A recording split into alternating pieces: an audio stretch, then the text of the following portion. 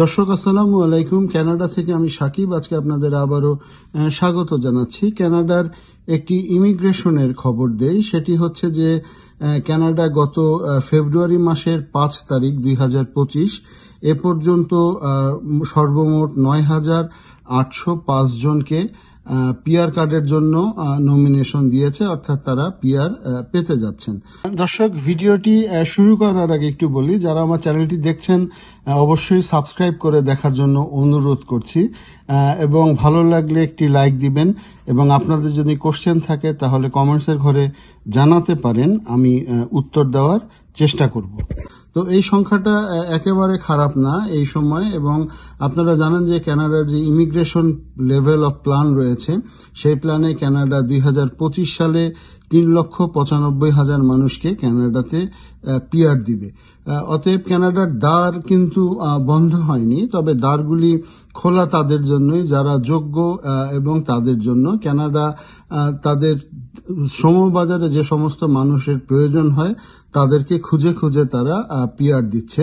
এবং মনে রাখবেন, এই মুহূর্তে পিআরটা আসলে ইন্টারন্যাশনাল স্টুডেন্ট যারা এখানে পড়তে এসেছে তাদের জন্যই বেশি হচ্ছে। যেমন আমরা যদি একটু ধরে ধরে যদি একটু আলোচনা করি, যেমন জানুয়ারি 7 তারিখে প্রভিন্সিয়াল নমিনি প্রোগ্রামের আন্ডারে 471 জনকে পিআর দেওয়া হয়েছে এবং কাট অফ স্কোর ছিল 793 জন। তারপরে জানুয়ারির 8 তারিখে ক্যানাডিয়ান এক্সপেরিয়েন্স ক্লাস, অর্থাৎ কানাডায় যাদের কাজের অভিজ্ঞতা রয়েছে, সেটা ওয়ার্ক পারমিট নিয়ে যারা আছেন এবং যাদের এখানে পড়াশোনা আছে তারা পেয়েছে, সেটা ছিল 1350 জন। জানুয়ারির 23 তারিখে আরো একটি ড্র হয়েছিল এবং সেটা অনেক বড় একটি ড্র, এবং এটিও ছিল ক্যানাডিয়ান এক্সপেরিয়েন্স ক্লাস। এখানেও 4,000 মানুষকে পিআর দেওয়া হয়েছিল এবং কাট অফ স্কোর ছিল 527। এর পরবর্তী সময়ে ফেব্রুয়ারি মাসে পিএনপি প্রোগ্রামের আরেকটি ড্র হয়েছে ফেব্রুয়ারির 4 তারিখে, সেখানে কাট অফ স্কোর ছিল 455।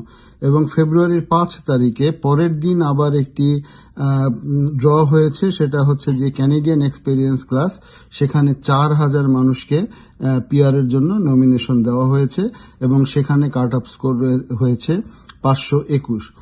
অর্থাৎ আমরা যদি একটু জানুয়ারির 8 তারিখের যে ক্যানাডিয়ান এক্সপেরিয়েন্স ক্লাস সেটা যদি দেখি, সেখানে ছিল 542, ফেব্রুয়ারির 5-এ সেটা হয়ে গিয়েছে 521।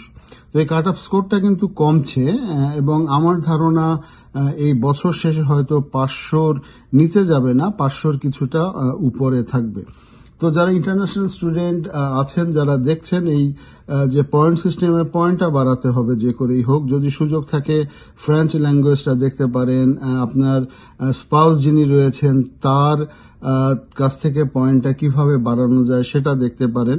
তো সব মিলিয়ে কানাডার শ্রমবাজার কিন্তু উন্মুক্ত আছে, তবে শ্রমবাজার উন্মুক্ত আছে যারা যোগ্য তাদের জন্যই, এবং সেই ক্ষেত্রে ক্যানাডিয়ান এক্সপেরিয়েন্স ক্লাসকে যথেষ্ট গুরুত্ব দেওয়া হচ্ছে। অর্থাৎ কানাডায় যারা এখন আছেন, যারা কাজ করছেন, যারা পড়াশোনা করছেন, তাদের জন্য কিন্তু অ্যাডভান্টেজটা অনেক বেশি এবং দিনের দিন আরো বেশি হবে।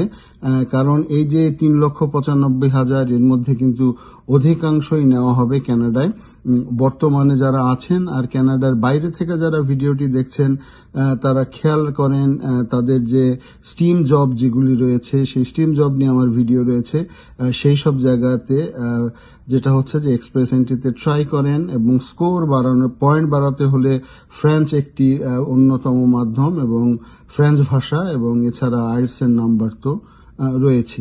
তো দর্শক, এই আপডেটটা জানিয়ে দিলাম। অর্থাৎ এখন পর্যন্ত কানাডা 9,805 জনকে এই জানুয়ারি থেকে ফেব্রুয়ারির 5 তারিখ পর্যন্ত পিআর দিয়েছে, পিআর এর জন্য নমিনেশন দিয়েছে, এবং এটি কিন্তু চলতেই থাকবে এবং প্রত্যেক মাসে 4টা-5টা করে কিন্তু ড্র হবে। এবং চোখ কান খোলা রাখুন, গভর্নমেন্টের ওয়েবসাইটগুলি দেখুন, সেই সাথে আমার ভিডিওটি লাইক কমেন্টস করতে পারেন এবং ভিডিওটি দেখতে পারেন। সব ধরনের আপডেট আমরা আপনাদের জানিয়ে দিব। ধন্যবাদ এতক্ষণ সঙ্গে থাকার জন্য।